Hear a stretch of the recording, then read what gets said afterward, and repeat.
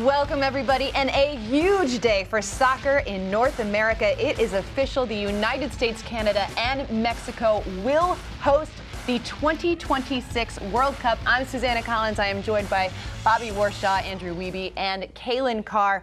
And gentlemen, if you can't be in Russia, this takes the sting out of it just a little bit. No denying the enormity of this announcement today. All we have to do is look back at the last World Cup in the United States back in 1994. To this day, still the most tickets sold, the most revenue generated for any World Cup.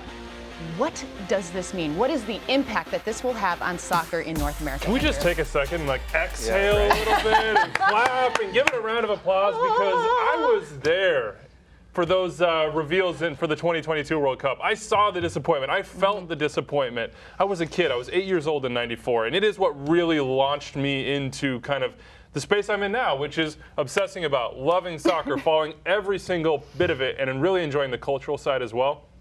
Look, this is a moment that I think everyone will remember. And of course, they'll remember the tournament more. But this is a moment in which we can say, you know what, that failure in 2022, wash it away. Put it behind us. No more bitterness. It's time to celebrate. We have the world's biggest party. And oh, by the way, there are going to be more teams than ever participating in this one. So says FIFA. You hit the nail on the head, Andrew. And I'm most happy for the supporters, because it's not their fault that we didn't qualify for the 2018 World Cup, right?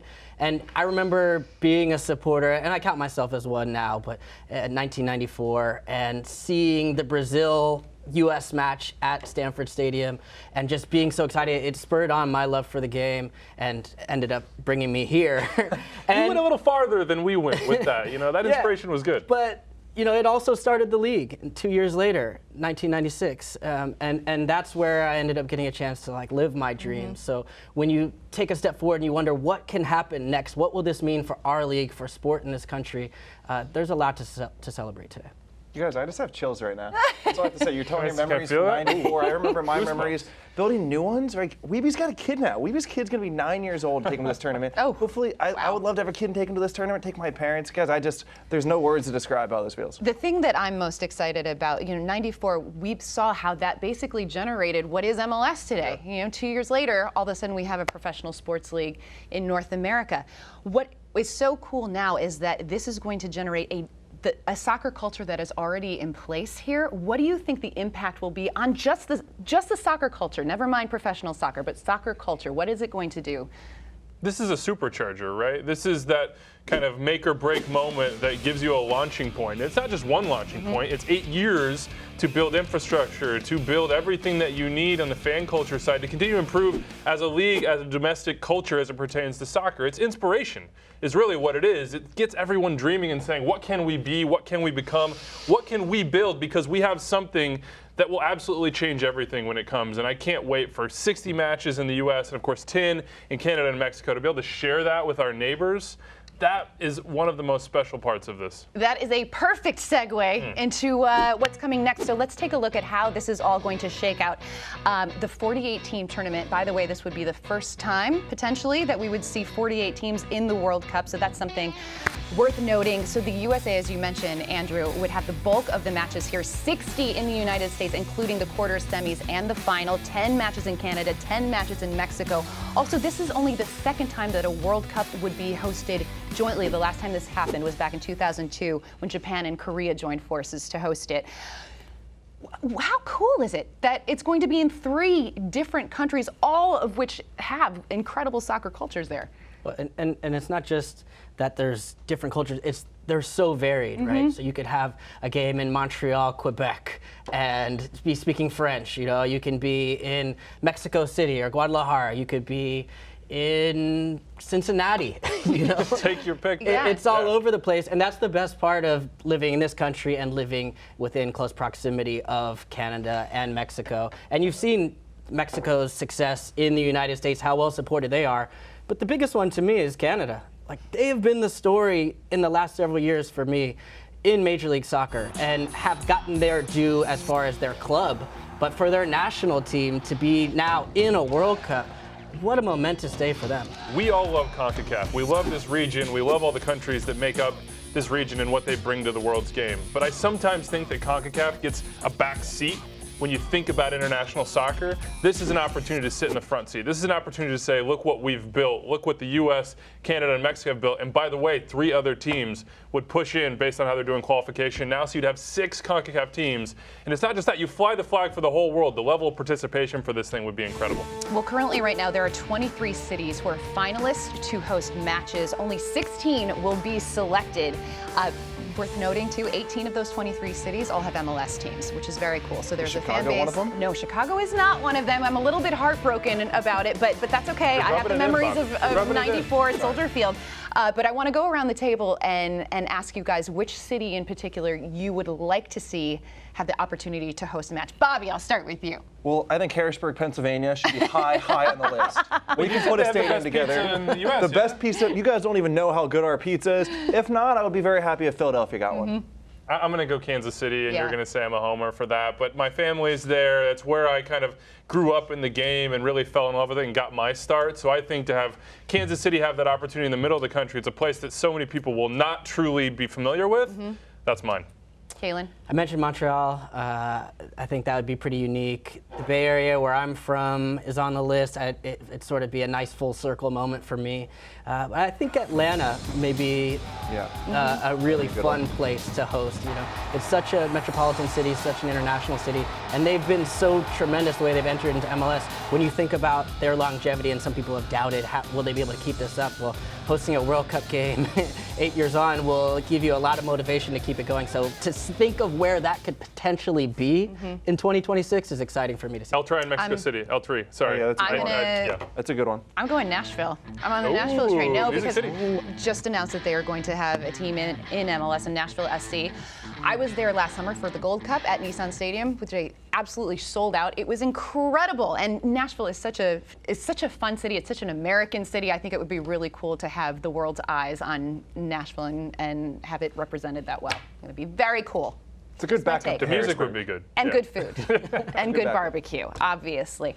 Well, inevitably, this announcement is going to have an impact on MLS. We've got 8 years to ramp up for this, but how is this going to affect the league in the years leading up to the actual World Cup? What do you think, Kaylin?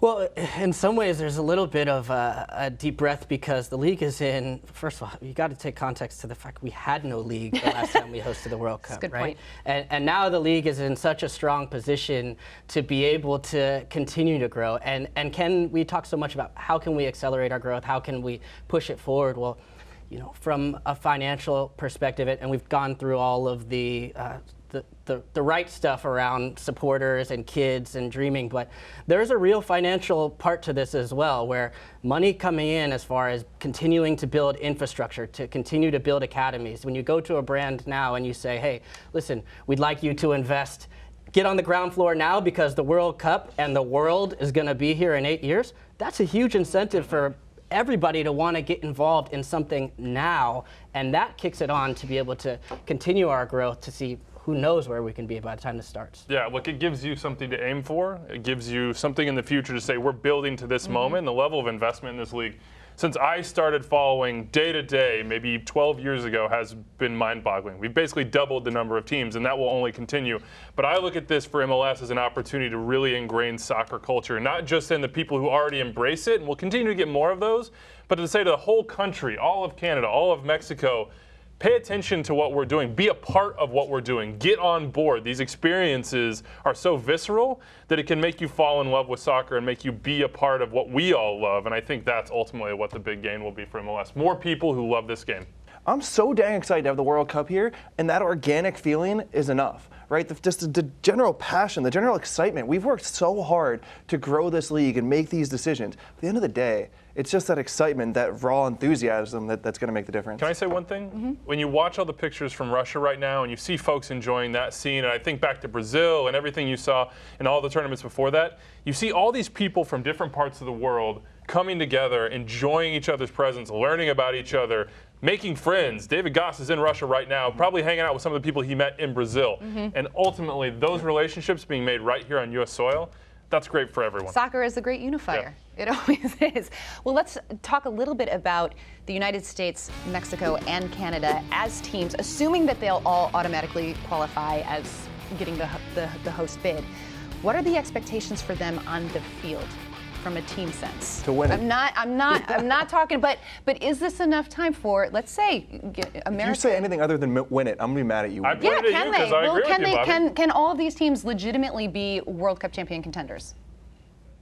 I want to put Canada in that group, and they have a lot of work to get there. So I do think that for each of these teams, there are different expectations. Mexico will say, we've got to win this thing. I think the U.S. will say that too, and they may be a little bit behind right now, but you have 8 years. Ernie Stewart was hired long-term plan in mind. Yes, short-term to hire a head coach, but if you read between the lines, all those quotes throughout were saying, this is for the long term. And he said, I want to build a program that can win the World Cup. That's about 2026 for me. That's about being at your top spot there and having a chance at the very least. 8 years is so long. You can't give a fully rational answer. That's another generation of players. There's 10-year-olds that could play for the US. We don't even, out there in Nashville, Tennessee, right now playing, who could be in this World Cup team. I don't know how you take a logical approach to say, if you're not one of these 3 countries expecting to win it, then I don't know what you're doing. But I think that's the danger, though, in some ways, is to say we're going to host this, and just by virtue of it being here, that we're going to be able to things are just going to magically appear for us. And what we've learned more than anything is you can't take anything for granted. You know, that's been the big lesson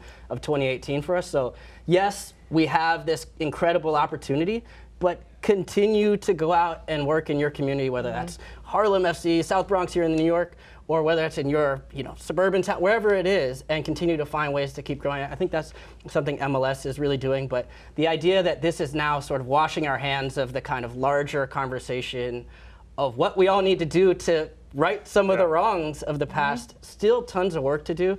But yeah, I agree with you. There is reason to be excited. I saw a kid last week walking down Bleecker Street here in New York City. With a Kalen Carr jersey? No, he was wearing a Real Madrid shirt, and I'm hoping that in the next couple years that's going to change to an NYCFC shirt or a Red Bull shirt or whatever it is. But I saw the kid dribbling down the sidewalk, like dribbling through pedestrian. Bleecker's a busy street here in New York City, and that gave me hope. So for that kid or more kids like that, this is for them. Yeah, let's take advantage of this time, this opportunity. Dream big. And also, just want to point out, Christian Pulisic will only be 27. So in his prime. In his prime, you guys. Yeah. Just saying, just going to throw that out there. You guys, excitement all around. Thank you so much for watching. For more on this and for awesome MLS content, download that MLS app. You can get it in Google Play and in the App Store. Thanks for watching. We'll see you next time.